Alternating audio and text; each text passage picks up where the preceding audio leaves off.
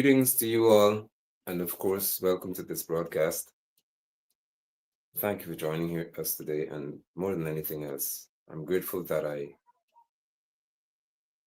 can take the time to have discussions with the Guyanese populace, both at home and abroad, as they would say in the diaspora. And there are so many critical matters for us to discuss at this time in our country's history. I wish there were different occasions about which we spoke. I would that there were better leaders about which we would speak, or who are called leaders, I should say. But it's nonetheless very important for us to have discussions whenever the need arises. Here at the People's Movement, we believe with all of our hearts that we should hold elected officials, which are very few, and more than anything else, those who are selected by those elected officials accountable for their actions. There have been many things occurring in our country, and there are many things that are very disturbing to me and to us as a people. What is the People's Movement? The People's Movement happens to be a group of Guyanese and persons from other nations who understand the value of being independent thinkers. Greetings to you, Asani and others. We understand the power of being independent thinkers. Nobody thinks for us. The world is in dire need of people who can think for themselves. It is a tragedy that in this age, there are individuals who are grown, should be considered that, adults, and they cannot think for themselves. They parrot things that they hear, spewed by irresponsible, nonsensical, pathologically mendacious, lying, that's what mendacious means, political figures. They just repeat them because in repeating them, there are great benefits to be had. I would like to speak to you this evening about this ongoing feud, battle, public spat between the Mohameds, as they're called, and, well, I call them the big girls of the People's Progressive Party Civic. From the day that these men sought to fight one woman in Melissa Ann Atwell, from the day that they showed me that they're prepared to go to all length, and we can speak to that in this broadcast, I have the time, that they can use taxpayers' money to cause lobbyists to create a scenario for her to be deported to Guyana so that they can have their way politically and probably in reference to their safety. They became girls, big women. To me,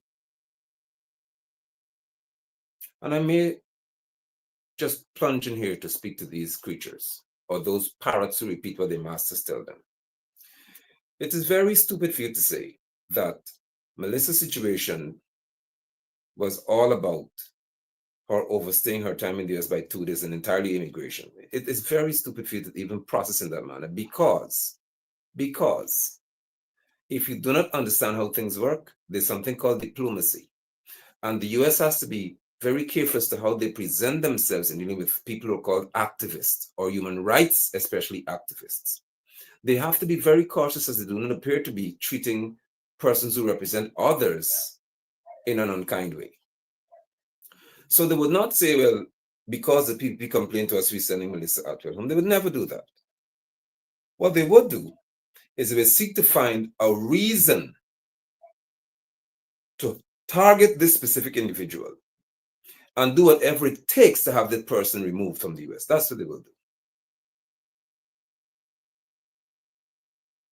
It is called covering your tracks, in essence. That is elementary operations.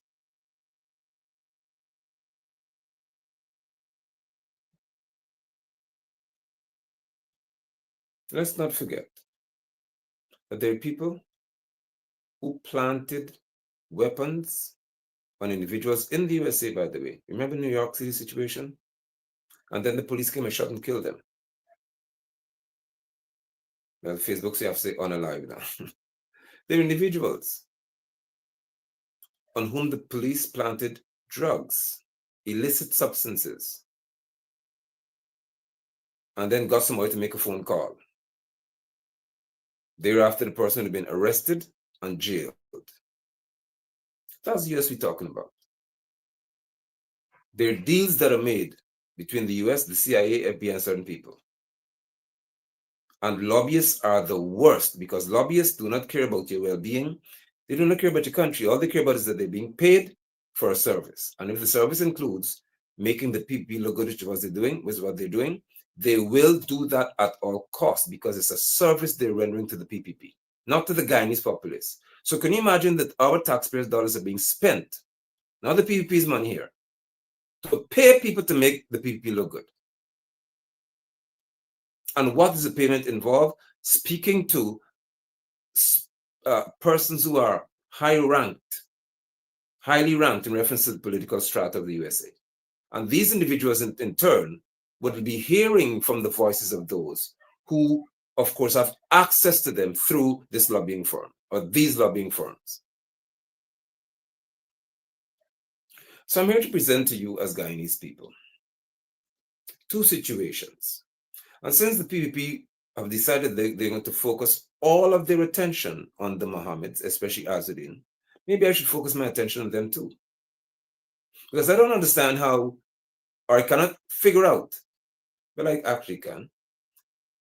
Venezuela has decided that this is time to focus their energies on taking 2/3 of our landmass and marine space. It's called Essequibo. They have decided that it's time to act and to elect a leader for Essequibo, a governor for Essequibo. They decided that there's time to prepare for war because there's some sham attack on ExxonMobil, and so they know the US is going to retaliate, so that they must prepare for war, which is a strategy, again, just like the PPP, and Melissa and Atwell, and Melly Mel, just create something and then make it become justifiable. Can you comprehend that with Venezuela seeking to take 2/3 of our country, the part of our country they're going to take has most of the overwhelming majority of our minerals and resources are found in Essequibo. And Venezuela wants to take all, not to leave us with anything. And Irfan Ali, Bara Jagdio could focus on the Mohammeds. But not Irfan. Irfan is a disgrace to Islam for what he's doing to his brother. For what he's allowing to happen to his brother is a disgrace to anything called Islam. Let me present to you. Let me start with this one. I think I have it saved.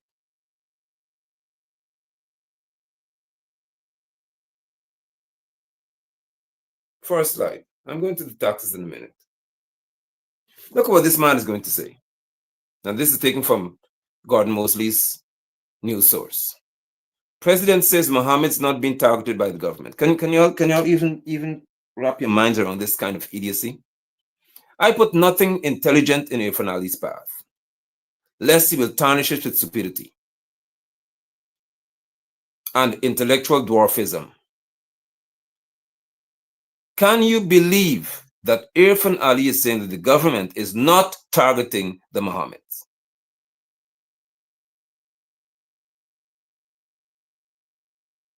When Bara Jagdio sits on a Thursday and rants on and on, when agencies of the state are being used in the most unusual ways to target these people.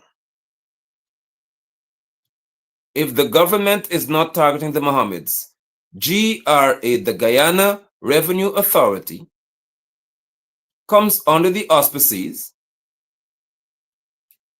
apparently, of one person in the government who can instruct people to act.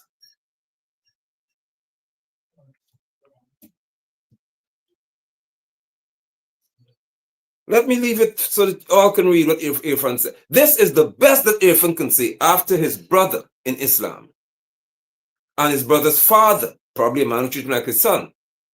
The man who gave Irfan a Ford F-150 truck, I think it would have been bulletproof, to fully tinted and all that, to go to his inauguration or his swearing in ceremony on August 2nd of 2020. This creature now says that the Mohammeds are not being targeted by the government.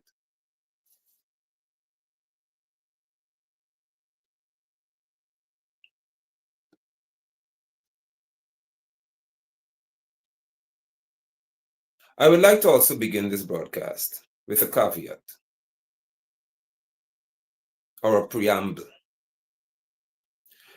There are individuals who are saying that I and others should recuse ourselves, should remove ourselves from this situation where the big boys are fighting, where Mohammed and Ahmad, Bharat, Mohammed, Anil, and others.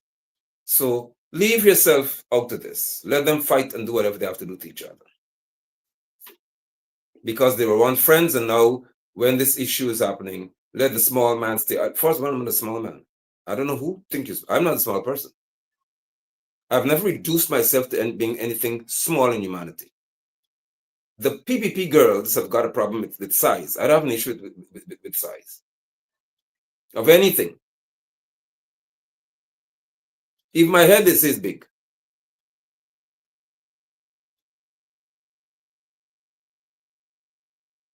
And so to say that I should join others in just being silent in the face of what is happening here is an atrocity. It is an atrocity because agencies of the state are being used to attack the Mohammeds. Let's get this clear, please. If the PPP is going to use their little drunk buddies and drink friends and girls and puppets, fine. But the minute you begin to use agencies of the state, it means that taxpayers' money would have paid the police officers to show up on Saturday to accompany GRA officials to take what they call the luxury vehicles.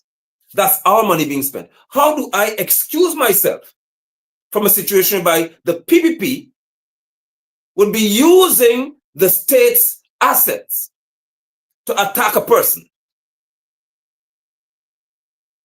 And you interpret this to mean that I am fighting for the Mohammeds? Let's get this straight, please. No administration. They're not the government, we're the government. And they learned that in the not too distant future.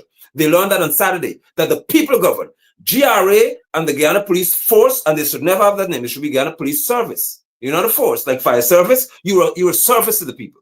You're not a force for anybody. But that's what you call a counter constitution. So the Guyana Revenue Authority and the Guyana Police Force learned on Saturday, that the people govern, not the PPP. And I've been telling you all that. We govern through what is called representation, meaning Anil Nandalal, Bharat Jagbio, Gail Teixeira, Priya Manichan, Arby Norton, Amanza and all y'all, you represent people. You don't lead people. You are what are called political representatives, or you're called constitutional officers because you make laws. Now, how could it be that the people who make laws in our country don't even understand the country's laws? This is frightening.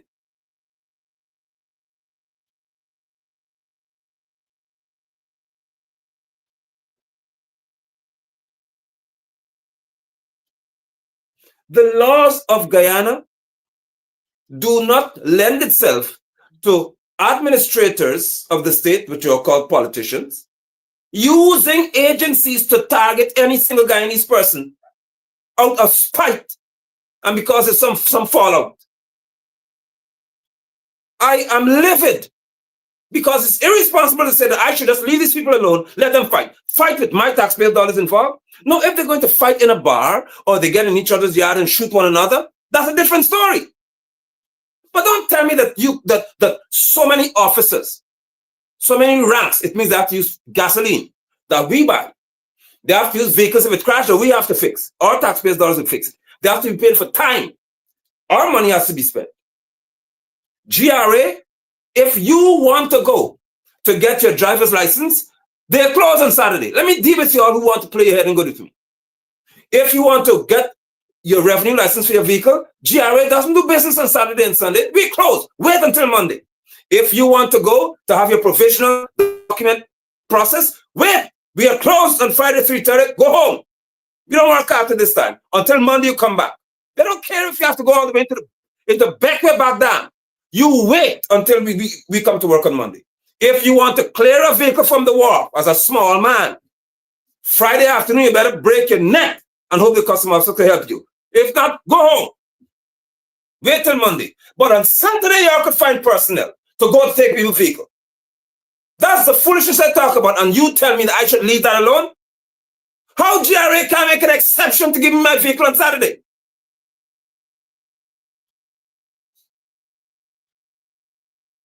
And I'm not mad at GRA as in every member. Those who are involved in this foolishness, y'all I'm talking about. They're from very helpful staff. At least I'm fortunate to encounter some of them. They help me a whole lot. We can do things because I'm not disrespectful to people like that. And I represent them. When the foolishness with Frank Anthony and Fauci and the crap about vaccine garbage, I represented all state entities and said you can't force anybody to take vaccine to go to work. What crap you telling me? And it's not even a vaccine. I represented them. And if you do them wrong, I still represent them because you're underpaying them in the first place. But don't tell me to leave them alone. Not when my money is involved as a taxpayer. Why must I leave them alone? When they could find time on a Saturday afternoon or morning to go take your vehicle. But they can't find time to give you a driver's license. They cannot find time to give you compliance for a job you need. But they could find time to go to Mohamed's house. The police couldn't find time to send a team to Linden to search for that man who molested a 7-year-old girl. They couldn't find time to do that. I and others went into dense jungle. Snake could have bitten us and killed us. He could have hidden in the bush and chopped our heads off. But they couldn't find time. But they could find the time to send over 20 officers, armed, inspectors and superintendents. They could find time to go to Mohamed's house on a Saturday with our taxpayers' dollars involved. So who from GRA, who from the Ghana Revenue Authority could cause workers who should be off on the weekend to show up for work to take Mohamed's vehicles? Who?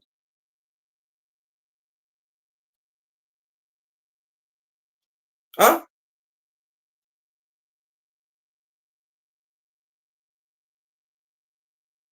I don't normally ask you all to share my broadcast, but share it. Let it spread as far as and wide as possible. Because we have things to talk about. And then you had the nerve to have an issue with people who showed up there to represent Azudin and his father. No, you don't understand people represented.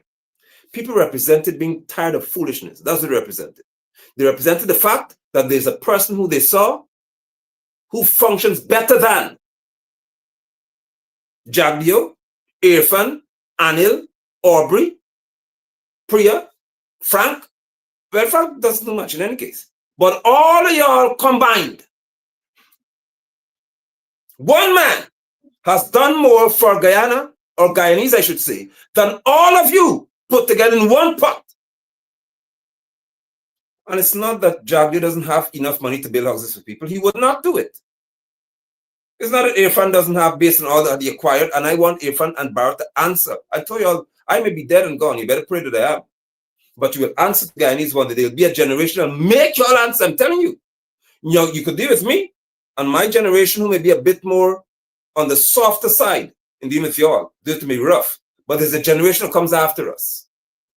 A generation that comes after us who will be so brutal to y'all that even if you're 95 years old and confined to a wheelchair and you look like luncheon before he went out, you will still have to answer.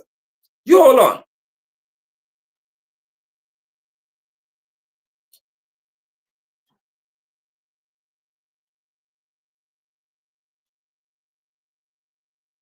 Some of you don't even know what happened when Modi came from India. I keep saying that to you because I have to do a special broadcast to teach you Guyanese your history and culture.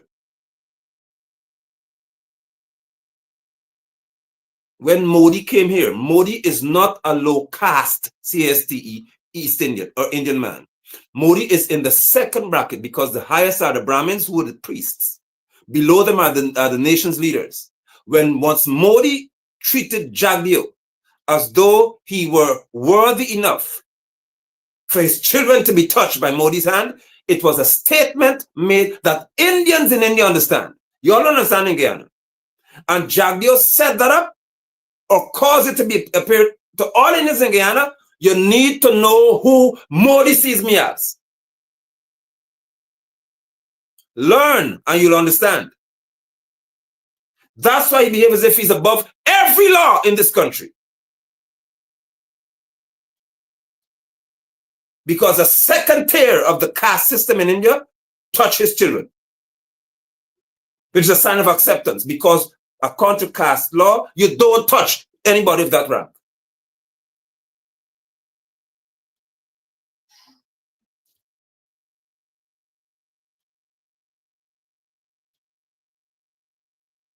So he has become so big a part in somebody's head that you can do what you want, you could disrespect who you want, you could say whatever you want, and you're not answerable to anybody. I am telling you that you will answer at some point, the Guyanese people, and pray that it's not me. Because we need to know how did you all acquire. Within a few years of being in what they call office, how did you acquire so much wealth? You will have to give an account for it. You will have to give an account for it. And if what you've acquired does not match the wage or the salary you received, you will lose all of it. All of it. And it shall be given to the poor.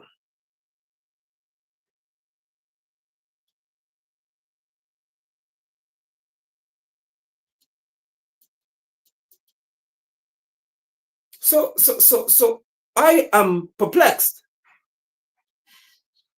at the fact that we have someone who's called an attorney general in this country, the legal luminary, Anil, who's the PPP's brain box.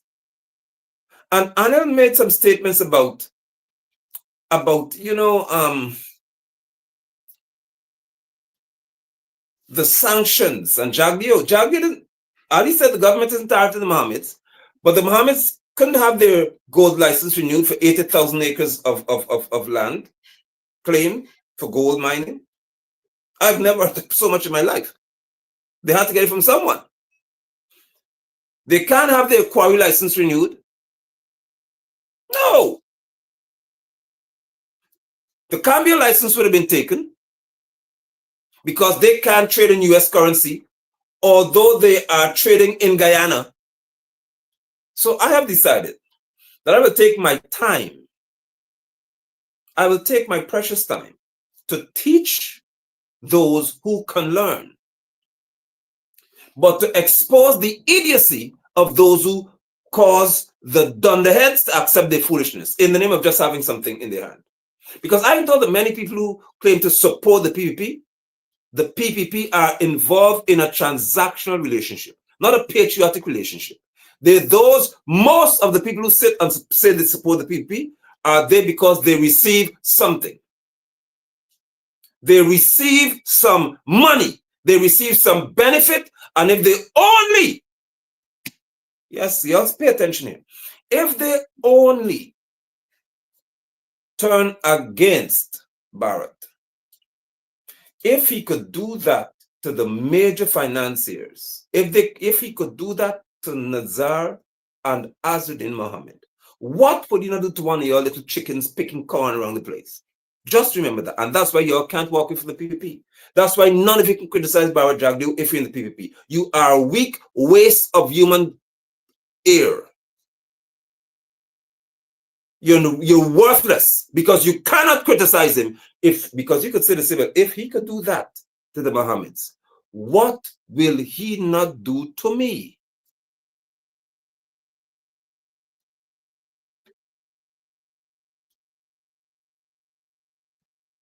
Let me present to you what are called the sanction documents because this is where all this tax evasion talk began. And we talk about Bakewell in a minute. Allow me, please.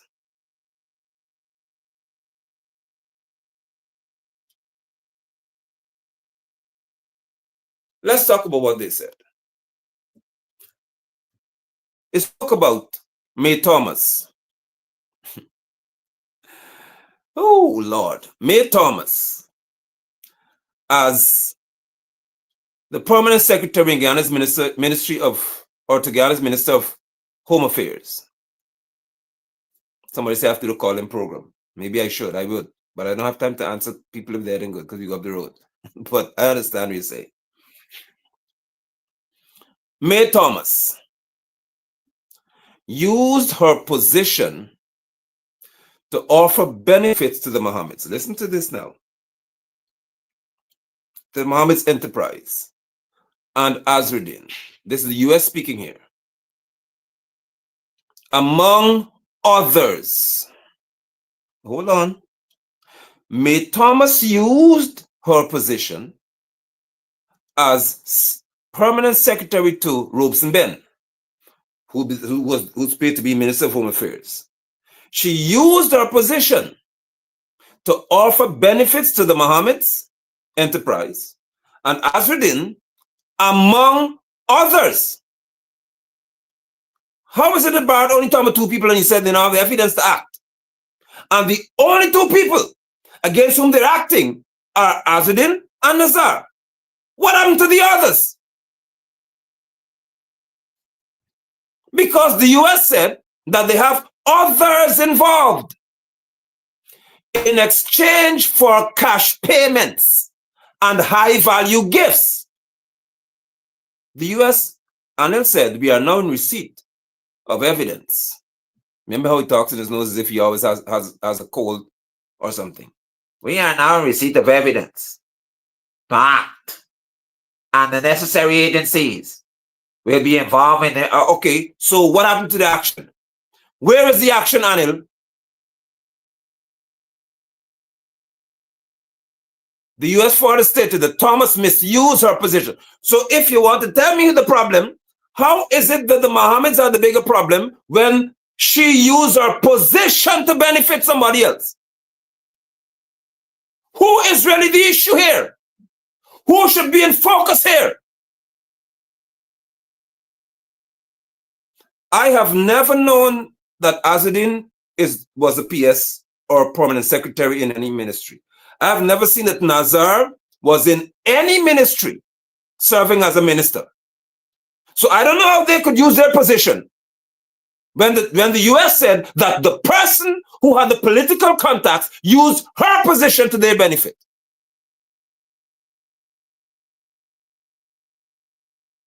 Thomas, it further states, misused her position to influence the award of official contract bids and approval processes for weapon permits and passports on behalf of Mohammed Enterprise.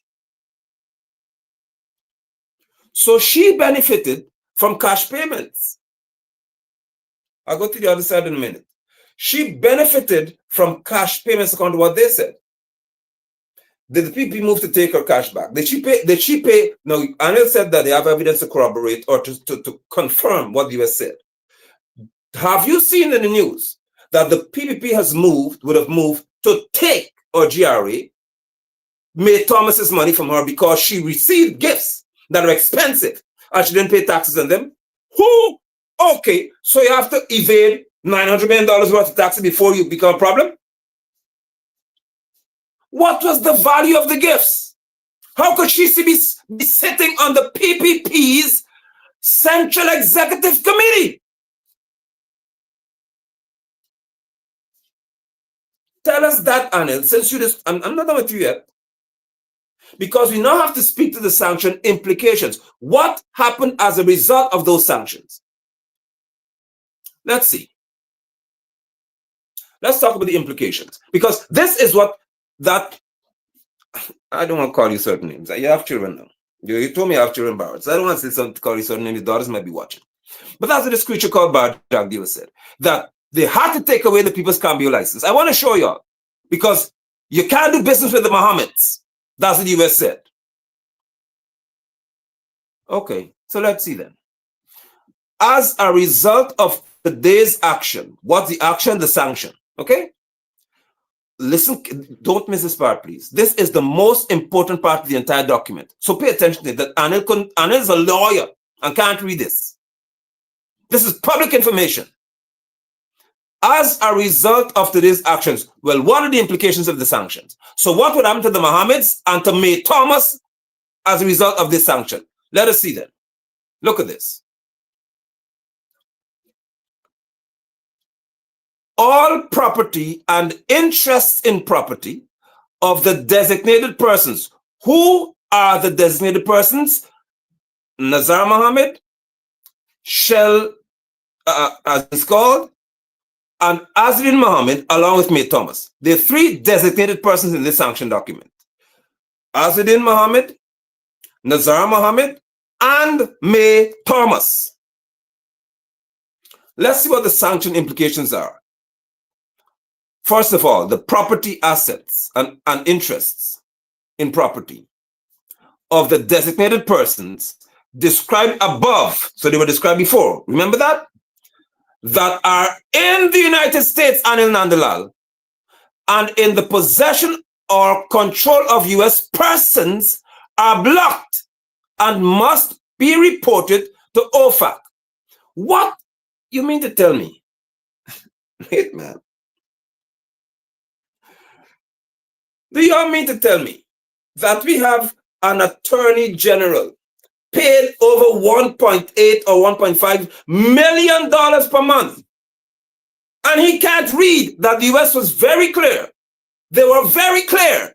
It's properties or interest in properties in the USA.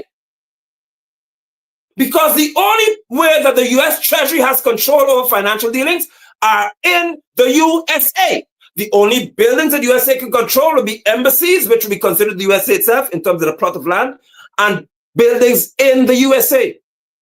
How can you have people who you all pay PVP and you all say they're so intelligent and they're such a bright boy and you're so dunce?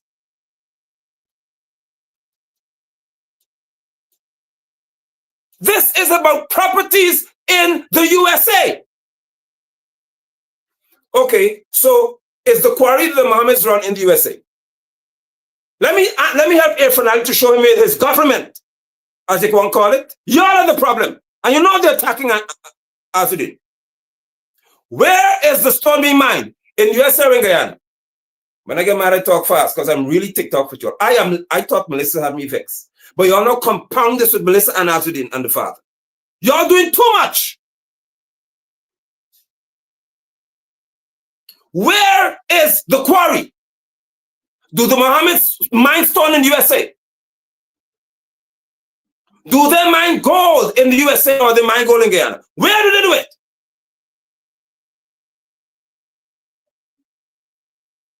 Even the Cambio, where was it being run?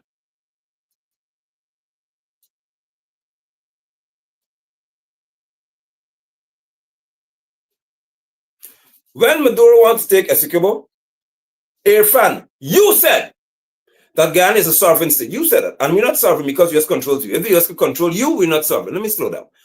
Irfan Ali, because I just spoke too fast, and even if I speak slowly, it'll be over your head anyway. Irfan Ali, the fact that when Venezuela wants to take Essequibo, you said that Guyana is sovereign, it means the US cannot tell you that Azuddin can have a gold quarry, a stone quarry license in Guyana. The stupidity is colossal. It is almost catastrophic. What is really wrong with y'all?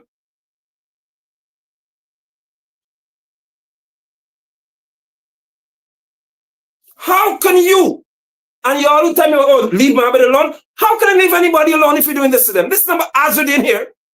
This is about a Guyanese.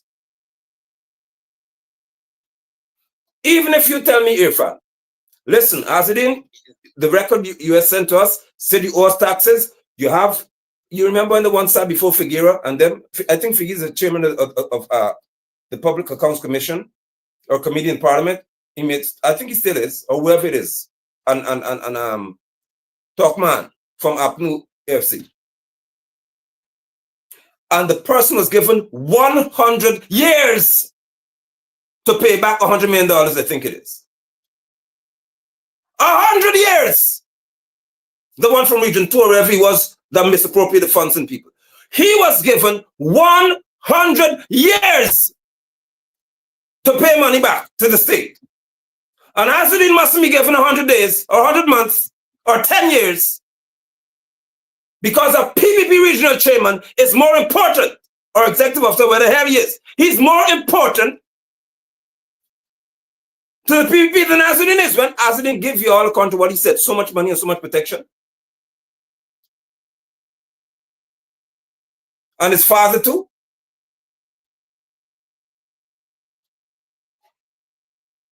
Let me read further. For those hiding in the bushes at the back from the PPP camp, y'all come out and hide. Come out and talk. Don't hide. Come on to talk. What are the sanction implications? All property and interest in property of the designated person, which should be May Thomas, Nazar Mohammed, Azudin Mohammed, described above, that are in the USA. The property or interests that are in the USA or in possession of or control of person from the USA, they're blocked. In addition, let's go to the other part. In addition, any entities that are owned directly or indirectly, individually or in the aggregate, 50% or more by one or more blocked persons are blocked. So what is blocked? Entities that are owned. Where? Where are the entities owned? In the USA or in Guyana? The entities that are in Guyana, the entities that are in this country are not owned by USA persons. If Azudin's boathouse has got a person from the USA who owns 50% or more of that boathouse operation, then that's blocked because it has a US control to it. And that person paying taxes in the USA. So the person, if any interest that they have is owned by somebody from the USA and they have more than 50% control, it means you're the owner. Like if Idris owns 51%, he would have at some point, of Banks DH, he's the owner of Banks DH because he has majority share, it's called in business. I don't mean to tell me you went to law school, boy. Huh? You went to law school, Anil, and you can't reason like this. Huh? You went to law school and you can't reason in this manner, man. Are you serious? Are you that serious? What is blocked? The USA prevents you from doing business in the USA. Let's go further. Nicolas Maduro and his officers, Vladimir Putin and his officers would have been facing significant sanctions. Kim Jong-un, Kim Jong-il, they had significant mammoth sanctions. Donkeyism is at work here in the PPP. Because are you telling me that Maduro cannot do business in Venezuela? So Maduro cannot pay any of his army officers since the US said they sanctioned? That's how stupid y'all are. Look who people vote for. That's what I don't understand. Can you all honestly look at me in reference to how I function intellectually and tell me I could vote for these people? Let's be serious. Let us be serious here.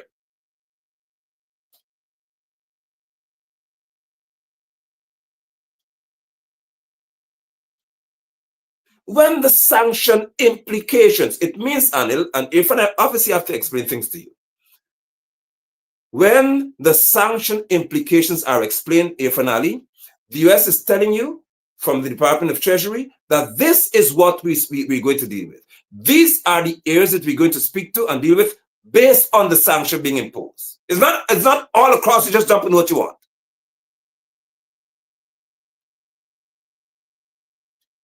How did the People's Quarry License get involved in the US sanction? When they are mining stone, quarrying stone in Guyana.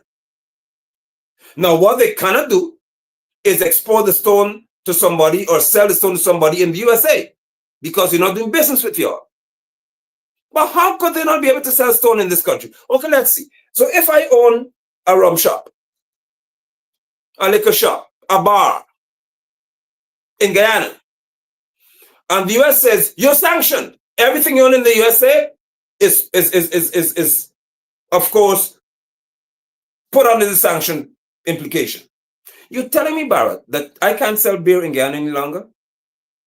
Is that how stupid you people really are? I mean, I thought you had to make an effort to be stupid. But honestly speaking, is that how idiotic your reasoning is? That I cannot sell liquor in Guyana because you say sanction me?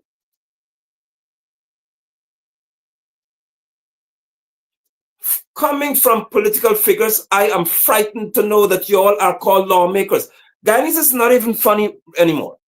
Do you understand that these people are called constitutional officers? They are called lawmakers, that they go into what is called the legislative arm, which is called the House of Assembly of Parliament, that they make laws. Do you understand what you limit here? That people like Anil make laws, Priya. Do you understand that these people make laws for us?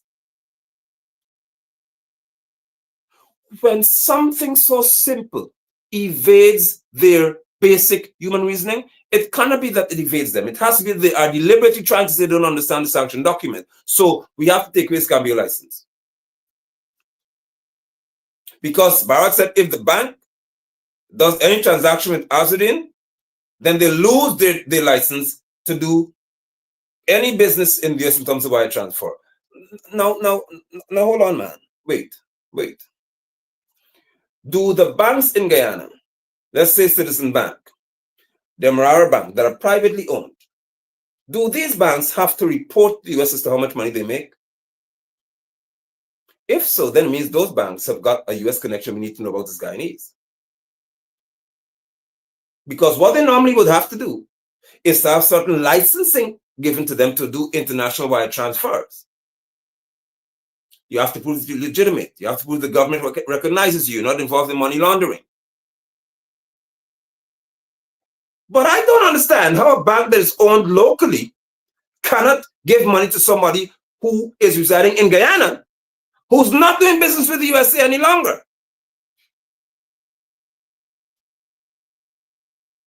Team Mohameds, the drag racing team. Oh, GMRSC, the Guyana Motor Racing Club. Oh, you can't race in South Dakota anymore because y'all are Jabio's puppets. If Azudin owns more than 50% of the car racing company, Team Mohameds, then you cannot tell him he can't race because he's racing in Guyana. So if the US sanctions me, I can't race bicycle. If the US sanctions me, I cannot ride my bicycle in Guyana anymore because the US sanctioned me. So you're so stupid. That's how Uncle Sam controls y'all. That's why the United States of America can control these political puppets, because you're scared hens. You are wimps.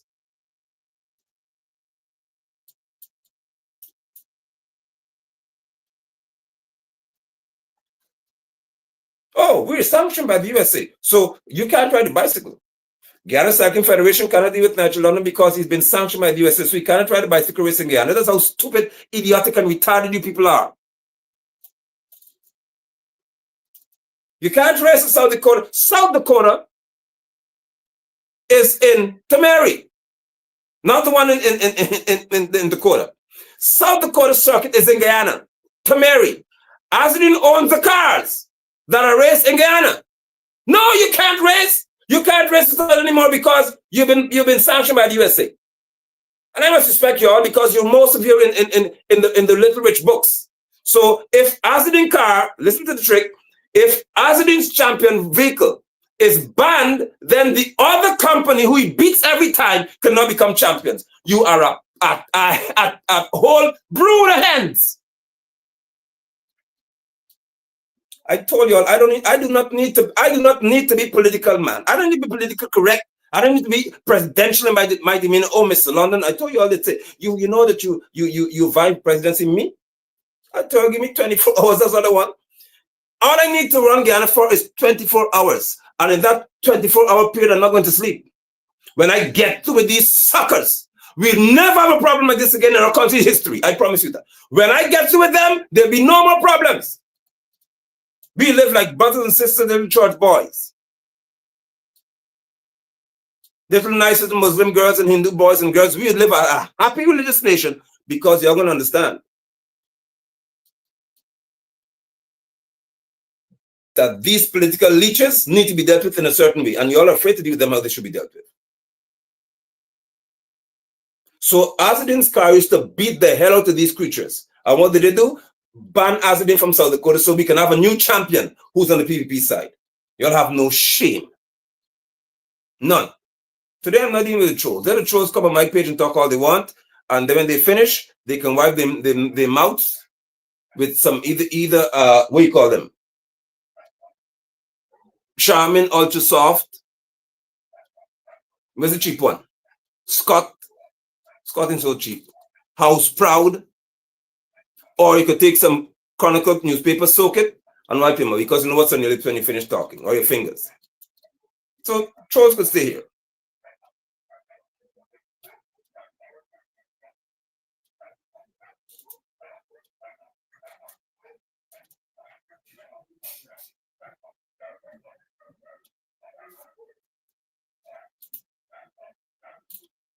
Get the Chinese brand, the one ply. The Chinese brand that has one ply, wipe your mouth with that when you finish. Because you know what's on your lips when you don't talk. And on your nose, wipe your nose off as well. And so you understand that you just had a wonderful session of getting out of you that which is within you. And what comes from Freedom House? From Freedom Dumb House.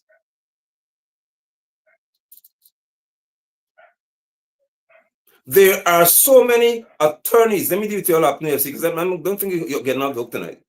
There are so many lawyers and legal luminaries in AFC, and you meet an APNU. You meet them, you couldn't come on here and talk. What the sanction implications are. You just leave a family to be dealt with like this and just issue statement after statement.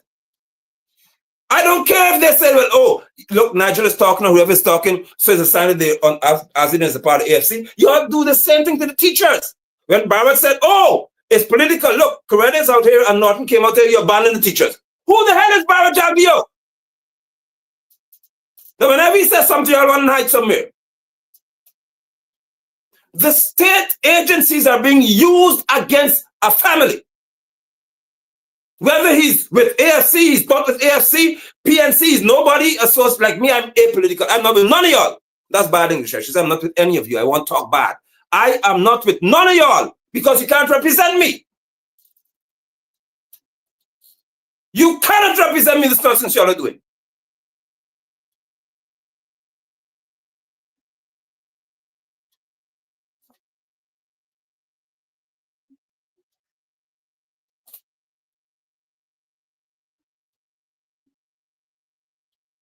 Shari, I could tell you this. Jagdi is not a dictator. To be a dictator, you have to have courage and strength. Barrett didn't qualify to be a dictator. Barrett is a weak man. Dictator? What dictator? What dictator can Barrett be? Barrett is the weakest creature I know in this country in terms of manhood. We gotta sick somebody. Oh, go get that one. Go get this one. Go get the other one. Oh, go after London. Police at Ivlery, y'all go call London. Who the hell? And then the little black boys that jump in some car and come after me because Barrett can't come himself. Any man who has to send police with gun for me, you are a wimp. I tell you all, if you want to who's man, put gloves on my hand, put me and Barrett, Irfan, Aubrey, any one of y'all. Let's put on gloves and go in the room. Whoever walk out is the man. We gotta get a police inside, put police outside so that nobody could get away. And give us 20 minutes or half an hour. And whoever walk through the door is the man. But once you have the police with some gun protect you, somebody to come after me, you are a chicken. You're a boy.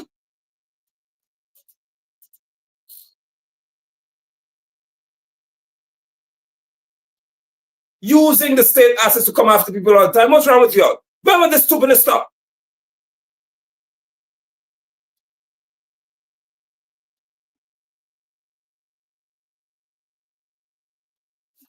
Let me show you the rest.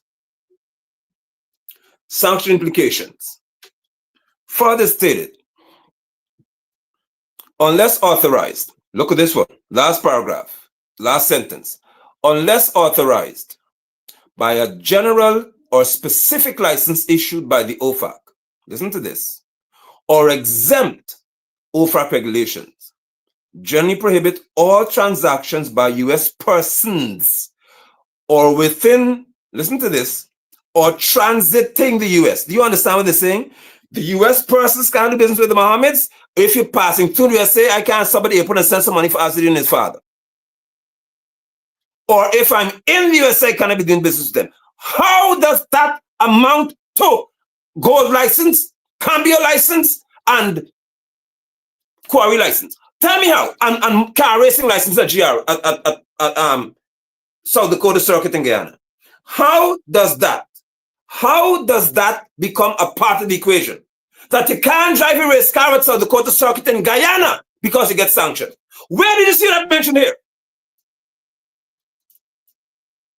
Even the person who comes from the US to come to Guyana to race Mohamed's car could do it.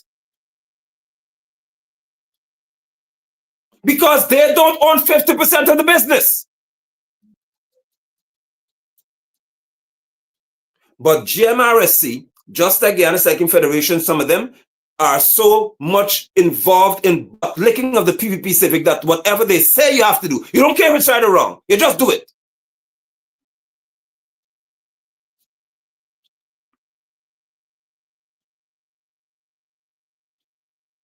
It's clear.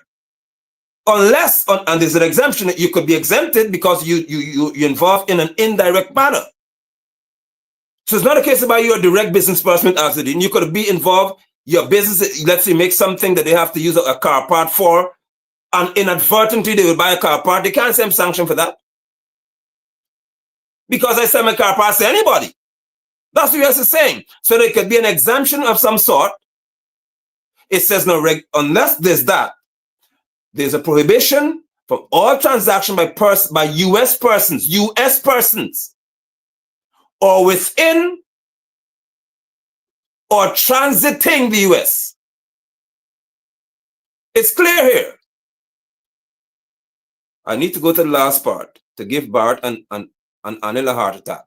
Look at this part. Look at this part. The power and integrity. Look at this part. Look at this part here. The power and integrity of OFAC sanctions derive not only from OFAC's ability to designate and add persons to the list, get this clear, so they can add persons to the SDN list, but also from its willingness, look at this, to remove persons from the list, consistent with the law. So let me just take this off for a second. So Guyanese brothers and sisters, my enemies and my friends, the USA sanctioned people said, OFAC said, listen, we can take people off of the list, we can add them to the list as well. But pay attention to this. Pay attention to this. If you meet certain criteria, you can be removed from the sanction list. Barak speaks as though Azadin and Nazar belong to the list until they die. But May Thomas doesn't belong there. So she is sanctioned as being the government official who has authority that was used to benefit Mohammed and herself. But she is not the focal point. The focal point are those who, according to Barak, you're sanctioned, you can't travel and all that's what we were talking before. We can't do business with them. They can't even get a quarry license renewed. Well, let me show you the other part to give Anil and Bart heart attack on diarrhea. This is where diarrhea comes in here. This diarrhea part. The ultimate goal, this is where they get diarrhea and bad feelings. The ultimate goal of sanctions is not to punish, listen to this, but to bring about a positive change in behavior. Let me read that again for Irfan, who would pick at words and can't read what I just read fluently. The ultimate, and this is the ultimate, Irfan, if the preceding letter, if the subsequent word, if the following word begins with a vowel, then you don't say the, you say the ultimate. The ultimate goal of sanctions is not to punish. The ultimate goal, Barrett, is not to punish the Mohammeds, but to bring about a positive change in behavior. Call the medic. Send the medics to State House, to our State House that we own. Send the ambulance over there, please.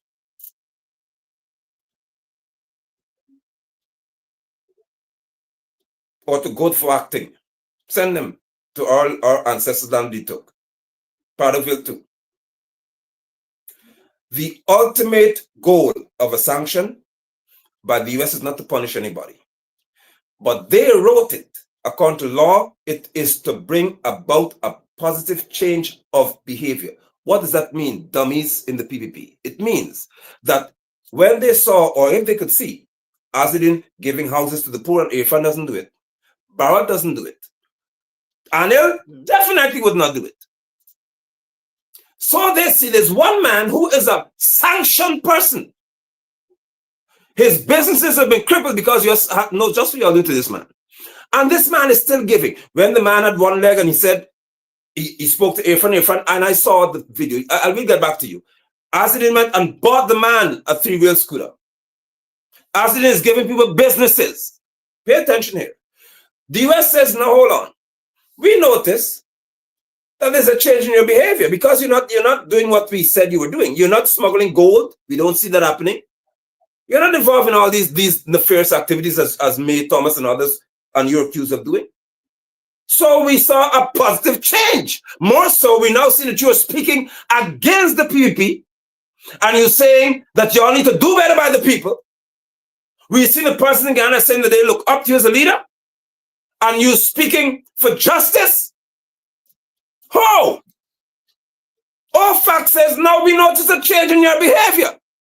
And then, more than anything else, Barrett, this is where you get diarrhea now and bad feelings right here. Once you see Azedin the father say, but we have some information to give. We have a lot more to say. And in the right time, we're going to say it. Who do you think they're saying it to? Oh, you don't like Barbados? Don't worry about Barbados. You just got to Barbados and then not France. Go okay. And then you say, well, I don't know if you go to Barbados to speak to the special prosecutors, what he's going to tell them. You don't know. He said that there's a lot more to be said. Where do you think they're saying it? Where do you think he's going to say it? So if the Mohammeds can say, well, we're building houses for people, as they saw, a mother lost her home, we build it back. Somebody else is on fire and they ask for help. No other state entity help. I help as an individual who's sanctioned. I still give up my money. The USA will say to Azedin and his father, sanctions are now lifted because you've given us hardcore evidence about who May Thomas is connected to, because May Thomas is a conduit, according to what you saw, for herself and others, it said. So if herself and others are getting benefits, then it means others have to be mentioned in reference to this situation here. Oh boy. And you think if Azedin and his father should turn over to the USA damning information on Barrett and others, that they would not lift the sanction? If you think that Azedin could say, well, this gold that was shipped out was for X person's payment, and I give this person that, and we used to give this one that, and we give X this, and we did that for this person, and we covered up, you think that they would not lift the sanctions? Because people said that the sanctions are not to punish the Mohammeds, as Jack Dio is seeking to do in reference to the things they're saying here. Because based on what he's saying, it seems as if he's okay with these people being punished in business. Sanctions were not meant to punish. Just as how you're not punishing May Thomas in the PP, you can't punish Irfan Azedin. That's my point. And those who always say I should leave them alone, get the point that I'm making right here.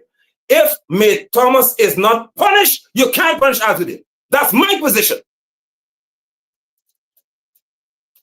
If Sue is not punished, you can't punish Azedin. Because Sue ain't come from here.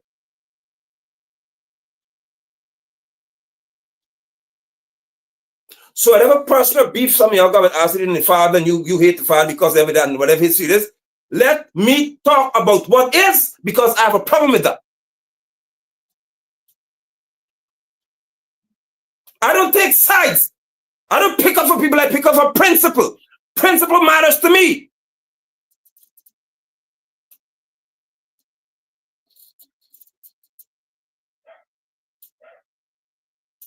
If May Thomas is not being treated worse than the Mohammeds because she had one advantage over them, which is a political position. Aslan couldn't give himself a contract. They couldn't give themselves a contract to build a fire station. Somebody had to give them the contract.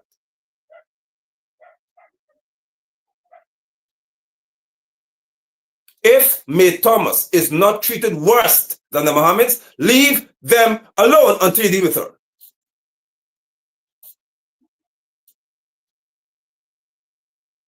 Critic could get up and say, Makil Rodriguez, that he had a pump station to build since 2022. In 2025, according to Gregory's calendar, and critic isn't being punished.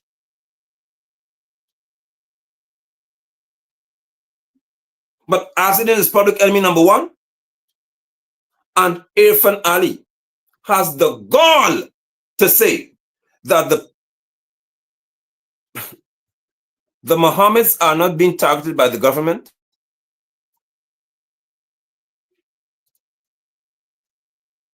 Really, Irfan? So permit me please to show what I'm asking you all. I did all that to introduce this. You know the bread people? She came to see me. Actually, all the staff she has now, all the people now baking Bakewell bread that you're eating are from Cuba. You didn't know that, let me tell you. All, actually.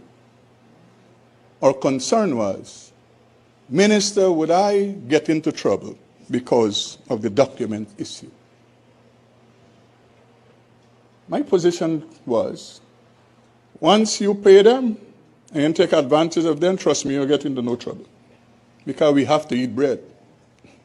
You can't wait for the Guyanese worker who will not come to work. When they go and hang out with Vice Cartel, 2 days they lost. They not come back. They go and sport with Borman, right? You in trouble, no bread gonna bake. I'm glad you all could laugh. I'm talking about what is real here. That's some credible sources. Somebody asks who's the person. That person is paid to be the Minister of Labor for Guyana. So Aslan is evading taxes according to y'all. What is Bakewell doing? Because Bakewell export bread to the USA. And he said, I didn't say it, this person is paid to be Minister of Labor, who knows the laws of labor in this country. And this man said he told Bakewell owner, the owner of Bakewell that exports bread to the USA and other places, that as long as the Cubans, most of the workers, he said, are Cubans. So the majority of our staff are employed under illegal actions. And this fella is saying, this creature is saying, I'm not the PPP minister here, that all you have to do is pay the people the money and you will not get into trouble. What's the trouble you're talking about? If you do not pay or register employees, it means that they don't necessarily have the NIS, National Insurance Scheme, is that being paid, the installments. Are you paying NIS for these people? Are you claiming that you have a staff of 10 when you have a staff of 50? Or you have a staff of 50 when you have a staff of 10? What is the business you're doing?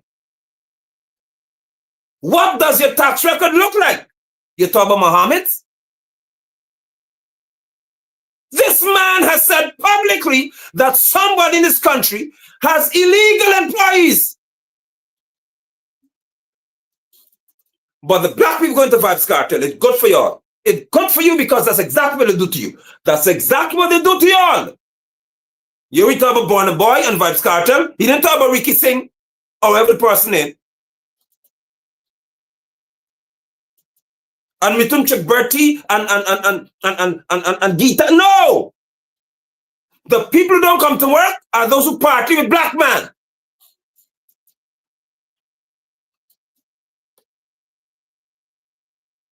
Let me play what he said again. This is Jagdio's Minister of Labor. You know the bread people? She came to see me. Actually, all the staff she has now, all the people now baking Bakewell bread that you're eating are from Cuba. You didn't know that, let me tell you. All, actually. Our concern was, Minister, would I get into trouble because of the document issue? My position was, once you pay them and take advantage of them, trust me, you'll get into no trouble. Because we have to eat bread. You can't wait for the Guyanese worker who will not come to work. When they go and hang out with Vice Cartel, 2 days they lost. They not come back. They go and sport with Borman, why you in trouble, no bread gonna bake. I'm glad you all could laugh. I'm talking about what is real here. These people, these are people who you all have disrespecting a whole ethnic group of people, because he's not talking about anybody else. Are we supposed to be buying anything from Bakewell? If this creature said that the woman has asked, would I get into trouble? Why would she ask the question? Because of documents. What documents? They call work permits. So you can employ people to work again without work permit. So you're telling the people how many workers you have in your yard, in your house, in your business without work permits. And if you don't have work permits, you can't pay NIS. You cannot have. Bakewell is not supposed to have any GRA compliance. But talk about luxury car?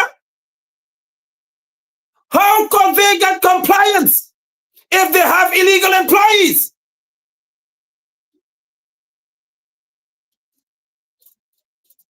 How is Bakewell tax compliant if the Minister of Labor said that there's illegal activity going on there in that the people who have papers in the work? Boycott Bakewell. Don't eat nothing from them.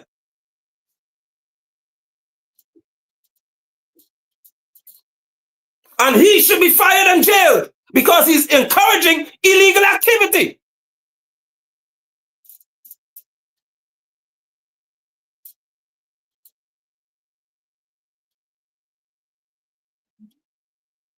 And if you cook curry duck for vibes, so the hell are you telling me? If you cook curry for vibes and they had a ball, or whatever you cook. So what are you telling me? E-Networks brought Burna Boy, and I told y'all why they brought him. I told y'all, these people are bringing Africans here so you could party with them and they could show they're big boys and spend our money. Have you heard the PPP talking about? Have you ever heard the PPP talking about the lottery fund? Do you know how many billions of dollars in the lottery fund and they don't talk about it because that's what's used, as far as I'm concerned, that's being used to throw around the place to bring people in and pay money like you're crazy. That's a bribe bank. Don't buy anything from these people.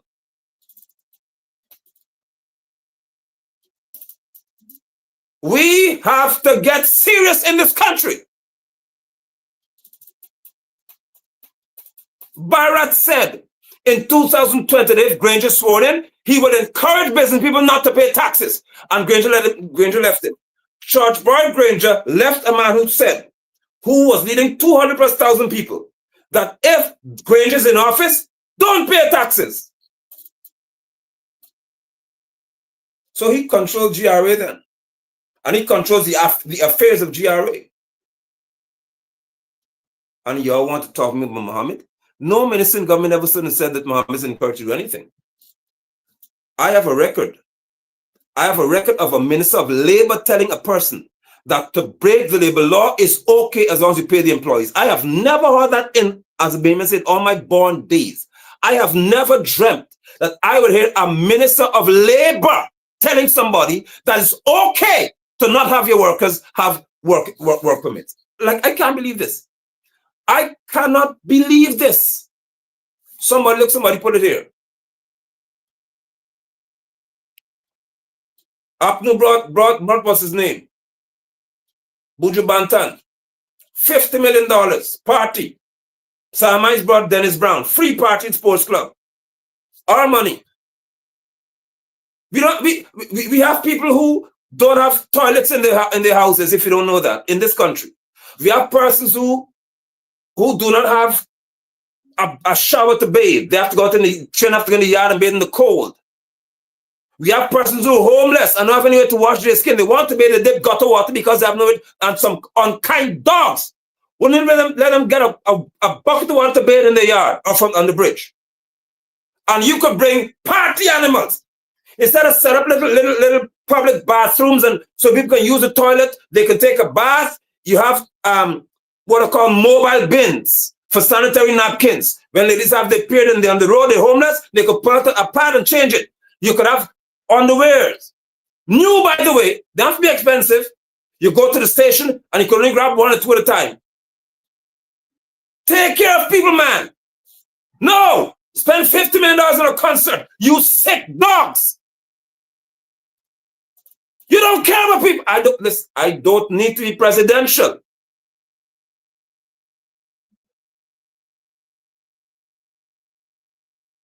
Y'all keep your pretty boy politicians. I am a hardcore, raw rank warrior. I want to be a soft boy.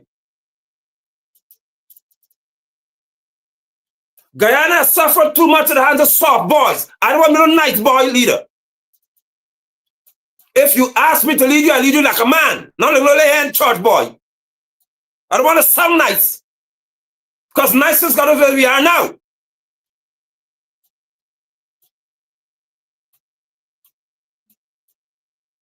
There are children who don't have a bath before they go to school because GW cut off the water. Fix the bathrooms. Have hot and cold showers in schools. No. Born a Boy concert. Vibes Cartel. Buju Banton. Marshall Montano. Party all the way. Stink and dirty. Ugly and lazy.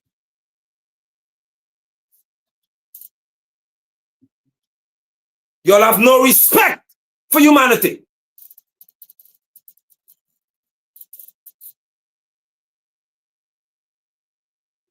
I am not asking to lead the country, but the process involved the people movement having a presidential candidate, whatever you want to do it. I'm telling you, all you're asking for is for me to have a voice in the affairs of you as a people. I call it responsibility, not power. I don't want to be in power. We need to be responsible people. To fight for the rights of Guyanese and to make those old dinosaurs answer questions. Why you couldn't spend the money differently?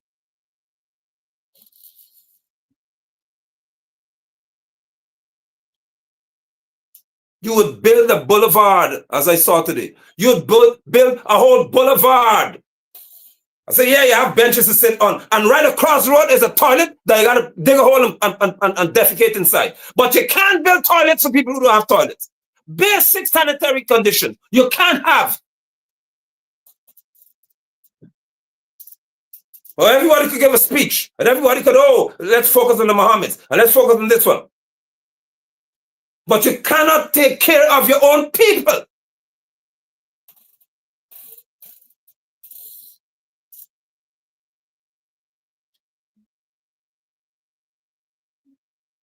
How is it okay and justifiable for farmers to have to drive a tractor every single time it rains? The paddy can't come out to the road. I've suggested this before. When the tractor get on the road, to hell with you, you die if you watch yourself on the Coventry Road and Essequibo. Mud all over the place. If you don't know this road at night, you're dead. I'm saying to y'all, build proper concrete roads that lead into the farm and lead out of the farm. Have at certain sections a wash station. So tractors have to be washed by law before they come on the road. You think these people care? Do you think these people care? Do you think that they care about Guyanese people? No, they don't.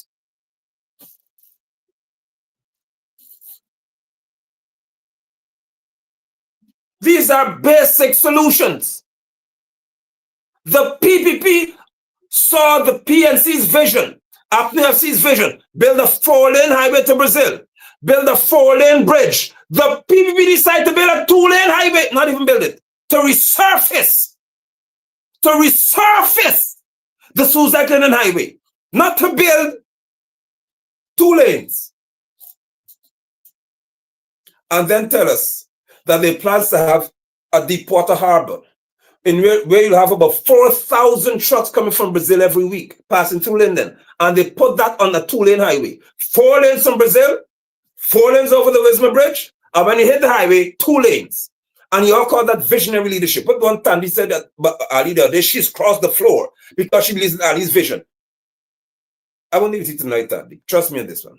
Not tonight. Let me deal with Mohameds and Bakewell tonight. Not you. You have a free pass right now.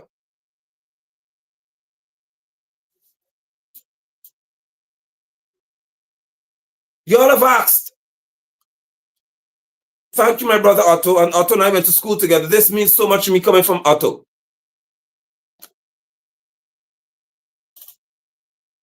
This is not ordinary statement. This is my schoolmate here. We at the People's Movement have accepted. I don't have big campaign finance. I'm not going to spend millions of dollars to campaign so people could vote for me. I don't do no nonsense. We have entered into what they call the political race. I call it responsibility, not race. This is political responsibility. We shall be contesting, if you want to call it that, in the 2025 general elections, regional elections. We shall be a part of it. Why? Because I will not sit back and watch people abuse Guyanese and think it's okay. No. Londoners are suffering. And yeah. You mean to tell me? Let me leave my brother on stage so I can talk to you. You mean to tell me that with Figgy, David, Deron, Sharma, what's the other one? Dominic, Deputy Mayor, 12 or so new councillors, AFC councillors, you can decide to drive a car across the highway and tell them, when you come and talk 4 lanes, we can move our car.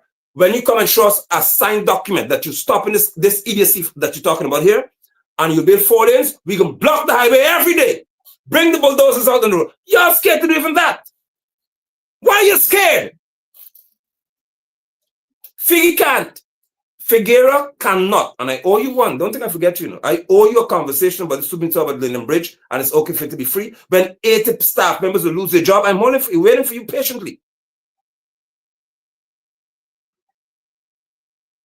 They're building a humongous, it seems they're going out to something else it is, by opposite Matuka Guest House, and they didn't announce to us. I live in the area, and not a cat or a dog came and said, Miss London, there'll be a development in your area. Some Brazilians are working this. Nothing. We don't just have a conversation. Are you just building on the train line? But you couldn't move the trees from Matuka Primary School so children can go to school and be safe. That's the people I'm talking about. That's the kind of creatures we have to deal with. The People's Movement shall be a part of the election. Whether it's by coalescing with somebody else, if we have to coalesce so we can get this right, we will. And I don't coalesce with weak people. I would never encourage those whom I lead and with whom I sit to meet that we're going to form a united party to unite with weaklings and chickens. I don't unite to make statements and press conferences. I unite to fight. Guyana has to have a revolution, not democracy. Guyana needs a revolution. We need to have warriors who can stand and say, we shall redeem our integrity as a people. We have to have order restored. No more using the police to come against somebody and using some state agency. No more of that. If you are unprepared to fight, don't come around me. We are losing too much, suffering too much.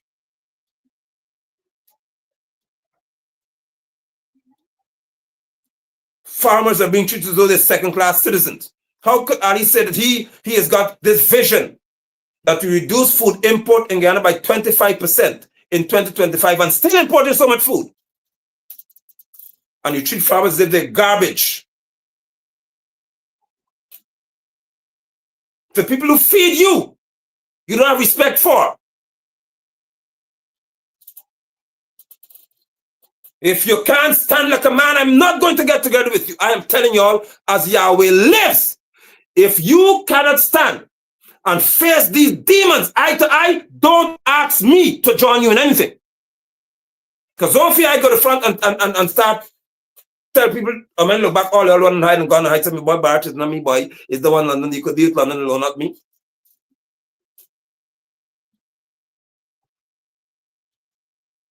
If you lock me up, the prisoners will understand. As you call them prisoners, the brothers, and they will understand their worth. They'll understand their value. They'll understand that Guyana has got to be rescued. And they leave there knowing that they have an assignment, which is to stand like men and rebuild our nation. Jailing me for cat and dog.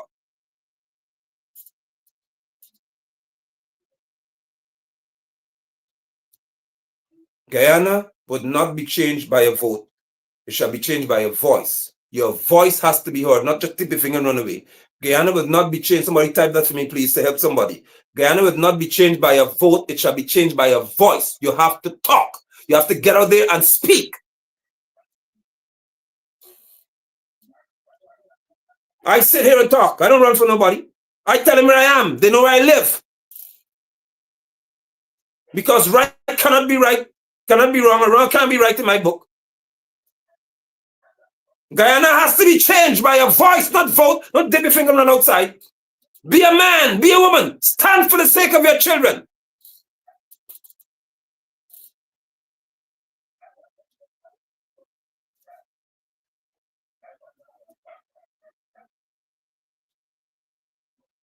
Where are the voices of change? Where are y'all? Somebody asked the CCJ, if I were to lead this country, Guyana will leave the CCJ the next day. If I were to lead Guyana, we would leave the Caribbean Court of Justice the very next morning. That would be the first thing I'll ever sign. Get out of my face. They're a compromised court.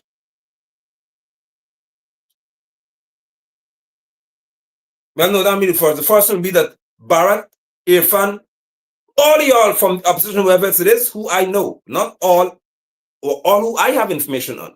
And when information comes on the table the night, and they say to us, these are the folk who got these massive swaths of land when election 2020 occurred. Oh, this one got a 10-acre up here, that one got 20 acres, this one got 100 acres, and this one got this. Once I get information and leaders get information that these are the deals you made, you are going down the next day.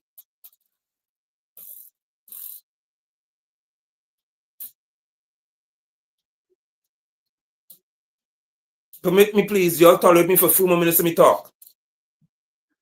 And I know this may sound strange to some of y'all. I will have a meeting or a public statement made to all judges, magistrates, and legal services, those in the judicature. If you only think that you could be bought by the PPP or PNC or any other C, you got something coming for you. Y'all hear me? So all y'all judges who again, matter talk fast. All of you judges, you legal luminaries who believe that you could just play around with your pen and get Bar to escape or Irfan to escape or one of them from APNU to escape, you lie. You will pay the price.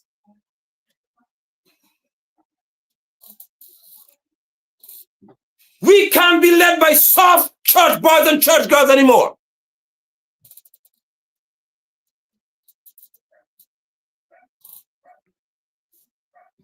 My mommy's book. My mother will cry here. This pen. Let me open my mommy's pen. Don't give me money. Don't give me baby. I gotta show them something for a second here. Bharat, you better hope and pray. I tell you that. You better hope and pray the Guyanese don't vote for me, among others, to lead this country. I tell you that. The first night I will get live television, since you're the one who use state media for the right reason. I bring all the media, your entities, your boys and girls to come in the room. And I'll give you a pen and a book, Barrett. And I'll tell you that you have 20 minutes to write the names and the deals made. All. 20 minutes. That's all you have. 20 minutes. Write on this book every name of every person who benefited illegally through favors and phone calls. Who got land where? Who has got a business where? Who got license they should not have had? Who got some call? 20 minutes is all you have. And your life depends on it. I say that live on television. Your life depends on this. You have to call me dictator, call what you want. I'm telling you that when this is over, I'll resign the next day. I don't care, but Ghana will be free. I'll call all of y'all. Come here, friend. Write on this paper how you were in political office for 3 or 4 years, or maybe less, and you build the house you built. Show me the record. Bring the paper with you. Bring it. Those in opposition, show me how you got what you got when you were in power. 20 minutes. Write the name. And I could see poor Barhan trembling and crying. Oh my God. Oh, Nigel, I know you. You know me. You don't know me long. Because I know you cry like a baby. On state television, make you weep like a boy. Talk! Who did you tell to do this? I line you all off. God, I don't think you're escaping. You better hope that you meet your maker before too. Because you talk about Mingo live on television. You will give us a talk about Mingo and all the commissions you couldn't call in 2020 to say Mingo name calling. Let us have an investigation. Bring the safe and support to me. That's all you have to say. Put the 6 commissions to sit down and say, Mingo, come in this room. Where these figures came from? Oh, no, you couldn't do that. You couldn't do that? You have 20 minutes. 20 minutes. You better listen to me. As you breathe for 20 minutes, you better start praying hard. In whatever language you pray, pray hard. And you hope and pray that you're redeemed in 20 minutes.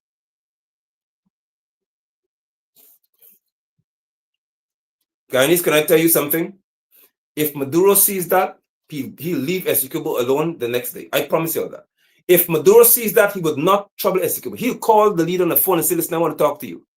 We could be friends. We don't have to fight about Essequibo because the U.S. no longer can control you like a puppet. I have finally met a man.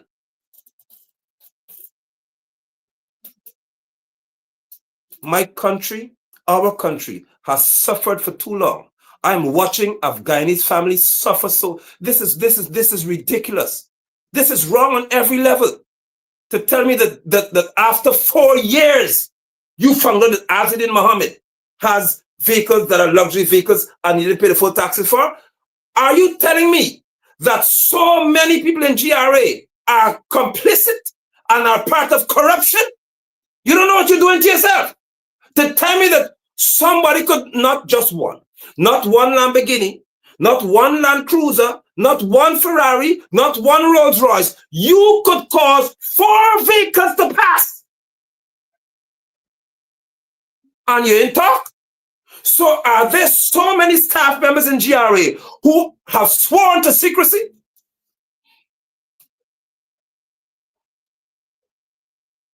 I ask again, for the sake of public knowledge, did Azadin issue himself license plates? Did Azadin go and print out the license plate PPP 1500 or PPP 007 or PPP XYZ? Did he print license plates for himself?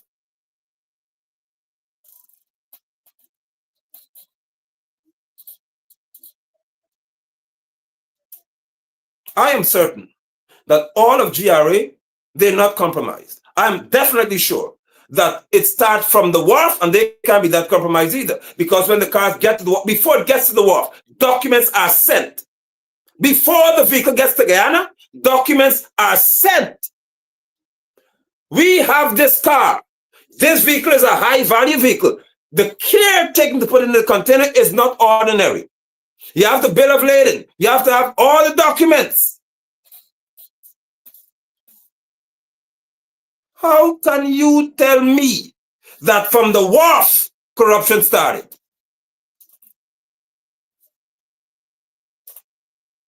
And you blame Azudin?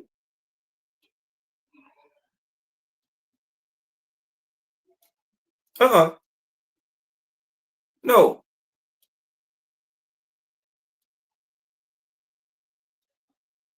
Four vehicles could bypass you. Four. And then come all at the same time. Four vehicles can pass you?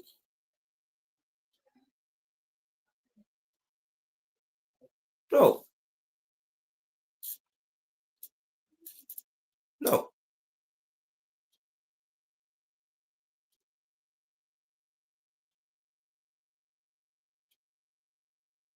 You are not allowed to value a vehicle. You're not allowed as a citizen of this country to value anything you bring into Guyana. If you put a value to it, GRA has to assess the value. That's what the term is called. In revenue law, they assess the value. And there's a red flag. But a company bought 100 Howard trucks, $1.2 billion worth of trucks, one time. And there's no red flag. Just after that, I think it is, they bought 2 helicopters. No, not toy helicopters. Not drones. They bought 2 helicopters and they're customizing one of them. There's no red flag either for that. Over 70 vehicles apart from that. Over 100. One time. Each vehicle was over $20 million. Toyota Hilux. Brand new. No red flag. One company. But Azudin has 4 cars. And that's a problem. The Guyana Defense Force, through the Ministry of Foreign Affairs or procurement, wherever it is, couldn't buy 2 helicopters.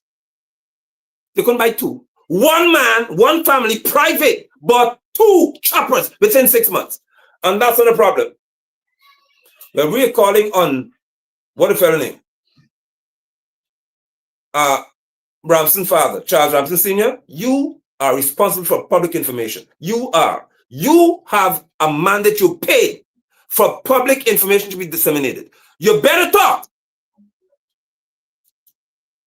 We need information. GRA, can issue a statement, please, for our sake. I know this confidentiality. I know this great confidentiality that should be in GRA. So just issue a statement that's vague, that you have heard the public statements and you are therefore going to issue this public one yourself to say that all of the compliances and the necessary documents are truly up to date, up to standard, and above board. Because I need to know who in the world could afford so much in so little time and could afford to pay so much taxes in such little time. While Bakewell could be dancing when the minister responsible for legal affairs in reference to labor says to an owner of a business, don't worry, just pay the people and you don't have to worry about any work permits.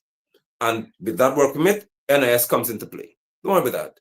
With NIS, taxation comes into play after you have the NIS documents and stuff, because you have to pay taxes.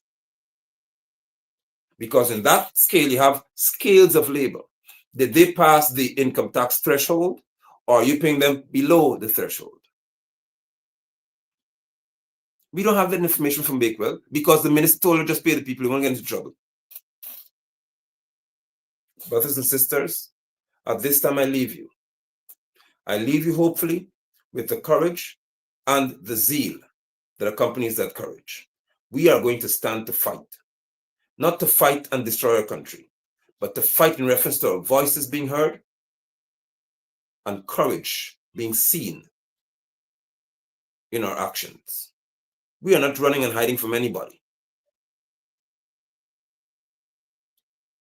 And to end this, it may sound strange to y'all, but I would do this for anyone, be it Irfan Ali, Bara Jagdeo, or I'll be not anybody. I will stand for you as a Guyanese if your rights are not being protected as a Guyanese. I mean that. And I mean it with all of my heart. I don't have anything personal against Bar Jagdeo. I have issues with his principles and policies. But if he's going to be treated unjustly as a Guyanese, I'll have a problem with that. And for me, a form of injustice, for me, would be if he's made to just walk away, as Granger was doing to people, just tell him go home and don't answer any question. That's injustice, and I'll deal with that too. Because every Guyanese must be treated according to the law of Guyana. I leave you hopefully inspired to stand and do what is right. I call again, as I've done from the beginning when I realized what was happening with Melimel, that these people are using state agencies and state money to finance their wickedness against Guyanese. I call on certain parties to meet. Let us have a meeting. Let us coalesce. The word's not collate. Let us coalesce so that we can have a stronger voice, because we can't do this as independent people, as individuals. Guyanese people, let us understand the power of coalescing. A coalition of strength is better than an individual who stands with power. Let us talk. Let us unite. I don't care about who's leading, who's in charge. That is not my concern. My concern is that the PPP must lose the next election. Somebody type that too, please. The PPP must lose the next election. They have to lose it. If you can see them doing all of this now, can you imagine happening when there's $1 million worth barrels of oil pumped every day? Can you imagine what will happen to us when they hit what Exxon told them would be that point where they break even now with business? The PPP must lose. And we can't afford to have APNU in there playing the chicken dance. We need a different Guyana. And the history attached to APNU AFC, or APNU, or PNC, I should say, and the history attached to the PPP isn't good for Guyana. And when APNU or AFC, when you were in opposition, you did not demonstrate that you had the power to deal with these creatures. This is not about who Trump will put in power. Trump is not putting anybody in power here. Guyanese will put who we want in office, and we shall lead ourselves. We'll have diplomatic relationships, not dictatorship from the USA.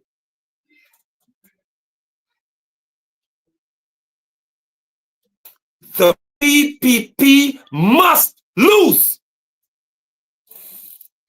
Because when you begin to use the police against the people, and GRA, you're going up a notch now against the people, and GGMC against the people, you did it to me.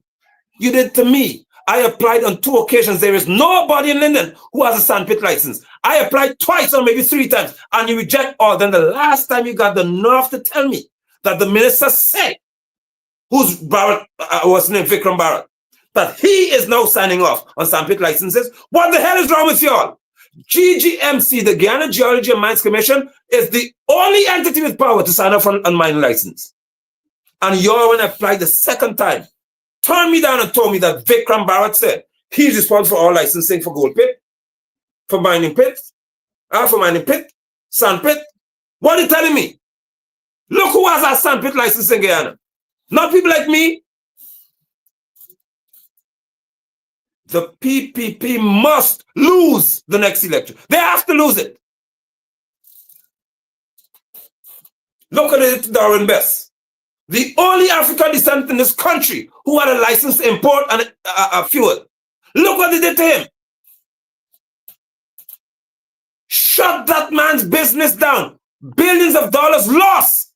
And give it to somebody who's not even using those tanks.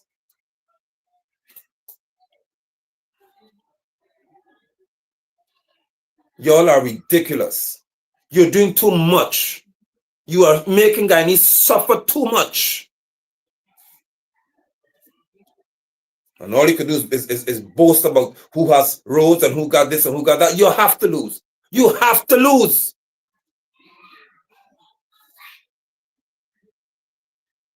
Brothers and sisters, We need a different Guyana. We need a different Guyana. We have to have not a new Guyana. We need a different Guyana.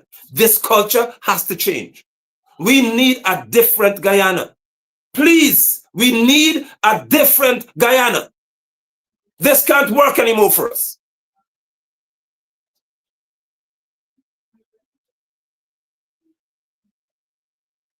I am asking you, all new parties, old parties, let's have a conversation about how we can redeem this nation from the hands of corrupt people who are vindictive and dangerous.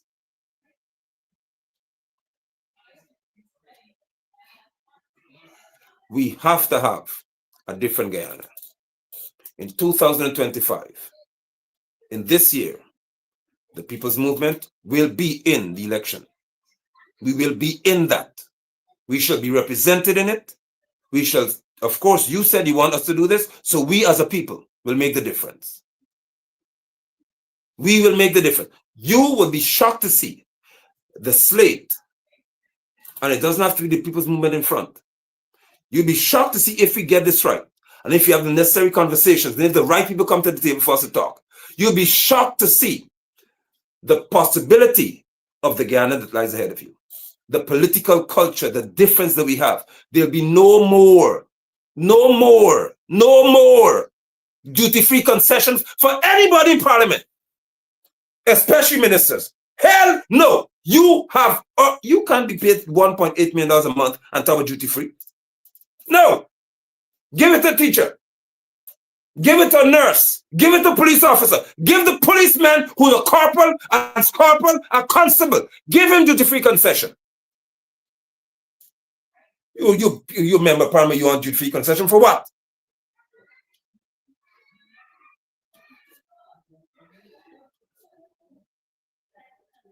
Let us talk. Let us have a serious conversation. The old political bodies, y'all could talk as resource persons. You could come to the table and have conversations with us, but you're not going to lead anybody. You can't lead us because what you've shown me over the past few years doesn't qualify you to lead me. When you leave Bar to try to attack, based on what I'm seeing here, to just make statements that are reckless about Barbados and about Barbados and what's his name? And Azadi and stuff, you can't lead me. Because the PP does not control the narrative for me. I don't care what you say. Some of y'all don't know this, let me tell you this. When I saw the police and GRE by Azadin, let my people tell you, I was driving down the highway, but the highway is so bad.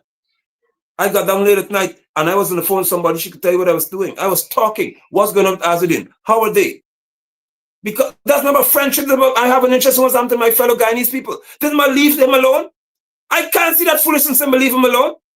I drove from Linden. And I said, if tomorrow morning being Sunday, that would have been, if they back there, I'm going back. Because he's not going to stand alone in the situation here. GRA could find time to work on Saturday and they can't find time to give me license on Saturday. I drove from Linden on Saturday on the dark night on the half-dead killer highway to come to stand with Azadin and his father. Because this is wrong. But once I heard that they got the order from the judge and they left, I don't want to go to party. I'm not a party person. So I don't know pool party. But I drove from Linden. Those of y'all who in opposition living in Joshua, you couldn't go to stand with that man. Or if you go stand with them, they're going to say that he's with AFC. So what? If I stand, they go say he's with PNC. So what? The PPP do not control the narrative in this country. You all need to change that. I don't care what they say. You can't do that. It is wrong. I drove from Linden.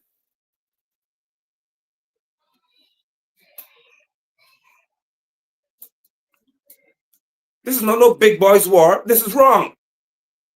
Don't use the state's money to attack anybody. That's my point. If you've missed it, because I know some of y'all are going to miss it and go to some talk show and talk some crap tonight. Do not use the state's money to attack anybody. That's my point. Please get the point. Don't use the state's money to attack anybody. That's all I'm saying to y'all. Use your own money. Don't come and use my money to attack Azuddin or anybody else. Because y'all have a political beef as friends.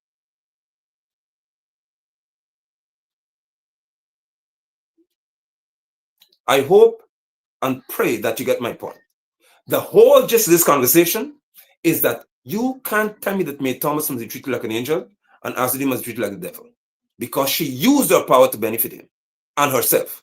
Don't tell me that Azuddin evade taxes if Bakewell can't account for employees who don't have work permits. Do not speak to me about GRA showing up for anything if 4 years have passed. So please get my point. And finally, we need a different Guyana.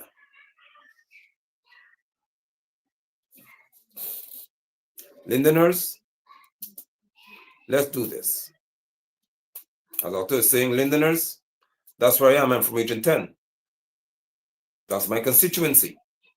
Let us do this. When the man molested the girl, I was invited to a meeting with Edgel and with the contractor for the road. I didn't go anywhere. I went to the bush because Edgel is more important to me than that little girl in Linden. That's how I think. I don't care about no Edgel when the child is in trouble. I went to the bush. I didn't care about no contractor because the highway doesn't come falling because I meet with him. Once we talk in 2 lanes, we don't have a conversation to be had because it's an insult to me in the first place. Once you speak into 2 lanes highway and Suicide Lane and highway, I don't need to talk to you because you don't have anything to tell me. When we talk in 6 lanes or 4 lanes, then we can have a conversation. Not 2 lanes.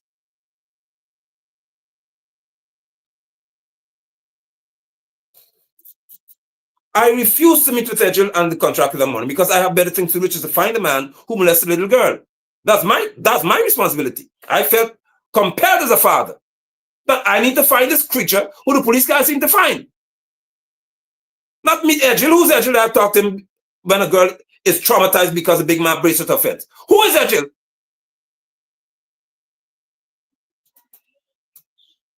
And we put our lives on the line because our daughter, our little sister, our little niece, whatever you say us, had to be protected and had to have justice. I need to talk to Edgel. Because the road is not my problem. The road problem is simple for me. If the highway is bad, I will park my car or my truck and block it. That's how I process. And tell the contractor, fix it so I don't move my vehicle. See how simple it is? And if Figgy brings his vehicle, Deron brings his vehicle, Sharma brings the vehicle, others bring their vehicle, Pastor Selwyn bring his vehicle, Richard bring a vehicle, who else? All of y'all bring a vehicle? Milo and all y'all park across the road. We've solved the problem already. Y'all did it at the bridge because they want to pay more money on electricity. It's that simple to me. The highway isn't a problem for me. The highway problem can be solved very simply. You ain't using it if you can't fix it. It's that simple because the law of Guyana says that I have the right to stop the contractor if he's not doing what is right. And if the bricks on the road break in my window, I stop you from working because you have to do what is right. It's simple. But the girl being molested and the man hiding in the bush is not simple because he's a killer, according to his confession.